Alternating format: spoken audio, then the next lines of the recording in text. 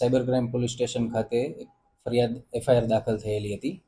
જેમાં માનનીય સીપી સાહેબ તથા અધિક સીપી સાહેબ રાજકોટ શહેરનાઓની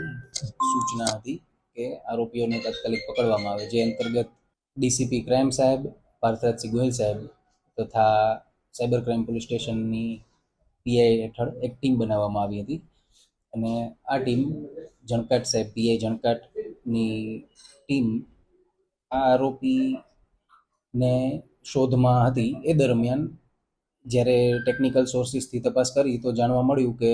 આ ફરિયાદમાં આરોપીએ એલેક્સી નાદિયા નામનું એક ફેસબુક આઈડી બનાવેલું હતું, અને જેના દ્વારા તેને ફરિયાદીનો કોન્ટેક્ટ કરી અને વિદેશમાં બિયારણ એક્સપોર્ટ કરવાની લાલચ આપી અને ફરિયાદી સાથે અલગ અલગ વોટ્સએપ નંબર તથા અલગ અલગ ઈમેલ આઈડીના માધ્યમથી કોન્ટેક્ટ કરી અને વિવિધ ખાતાઓમાં રૂપિયા નખાવેલા હતા, જેમાં કુલ રકમ 31,48,900નો ફ્રોડ થયેલ હતો.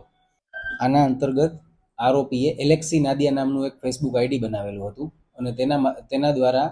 ફરિયાદીનો કોન્ટેક્ટ કર્યો હતો અને તેના સાથે વાતચીત કરી હતી, જેમાં તેને ફરિયાદીને લાલચ આપી હતી કે વિદેશમાં બિયારણ એક્સપોર્ટ કરવાનું હોય, જેની જવાબદારી ઇન્ડિયા લેવલ પર મને સોંપાઈ હોય અને એમાં તમને પણ કમિશન મળશે. તો આ રીતે એમના સાથે વાતચીત કરી અને અલગ અલગ વોટ્સએપ નંબર તથા બીજા આઈડી થ્રુ તેમને વિશ્વાસમાં લીધા અને જણાવ્યું કે આ પ્રકારે વિદેશની કંપનીમાં એક્સપોર્ટ કરવાનું છે અને જેમાં તમને કમિશન રૂપે લાભ મળશે. તો આ પ્રકારની જે ચર્ચા ચાલુ હતી, જે દરમિયાન ફરિયાદીએ અલગ અલગ બેંક એકાઉન્ટમાં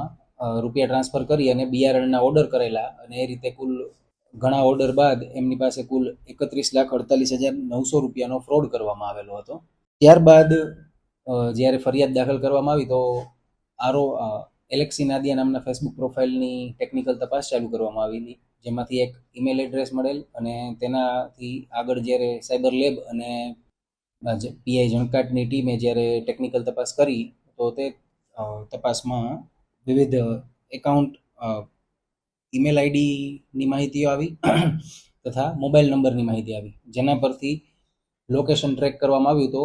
આરોપીનું લોકેશન દિલ્હીનું આવતું હતું, જેથી અહીંયાથી એક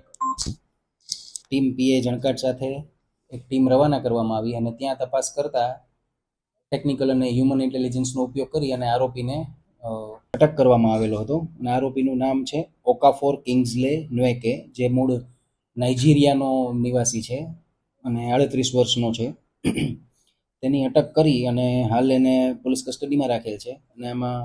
ગુનો બીએનએસ કલમ 316(2) અને 318(4) તથા આઈટી એક્ટ 66D હેઠળ દાખલ કરવામાં આવેલ છે. હાલ એ મુદ્દાની તપાસ ચાલુ છે. પોલીસ ટીમ અત્યારે તેના પાસેથી કબજે લીધેલ તમામ